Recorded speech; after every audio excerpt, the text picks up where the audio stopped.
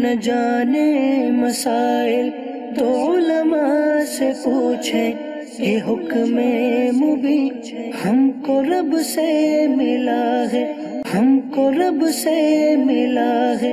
आपने सवाल फरमाया है कि औरतें नमाज तरावी अदा करेंगी या नहीं करेंगी, और जब वो औरतें नमाज तरावी अदा करेंगी तो बाजमात पढ़ें या कि अलग अलग अलहदा अलहदा हो के पढ़ें, और कुरान करीम की कौन सी सूरत उनकी तिलावत के लिए मुख्तस है या कि जहाँ से पढ़ना चाहें पढ़ सकती हैं, इस बारे में हमारी रहनुमाई फरमाएं। तो जी मोहतरम, देखिए, नमाज तरावी जिस तरह मर्दों के लिए सुन्नत मुअक्कदा है, इसी तरह औरतों के लिए भी सुन्नत मुअक्कदा है, और मर्दों को चाहिए कि बाजमात अदा करें और औरतें जो हैं वो अलहदा अलहदा पढ़ें।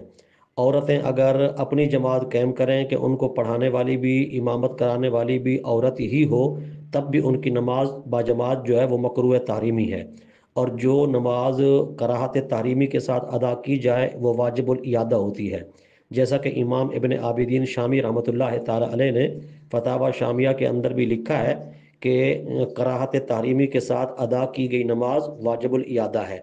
जब उन्होंने नमाज दोबारा ही पढ़नी है, नमाज बजमात के साथ उनकी नमाज मकरूह हो जाती है और वो भी मकरूह तहरीमी, तो फिर उन्हें बजमात पढ़ने की बजाय अलहदा अलहदा ही पढ़ना चाहिए और अलहदा अलहदा पढ़ने का ही एहतमाम करना चाहिए।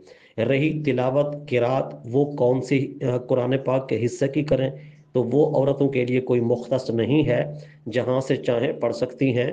तरतीब वार पढ़ना चाहें तो तरतीब वार भी कुरान मजीद नमाज में तरावी में पढ़ सकती हैं। जैसे मर्द जो है ख़त्म कुरान करते हैं तरतीब वार पहले पारे से, इसी तरह औरतें भी कर सकती हैं। अगर ख़त्म कुरान नहीं कर सकती, उन्हें पूरा कुरान याद नहीं है, तो फिर जो सूरतें चाहें वो नमाज तरावी में पढ़ सकती हैं।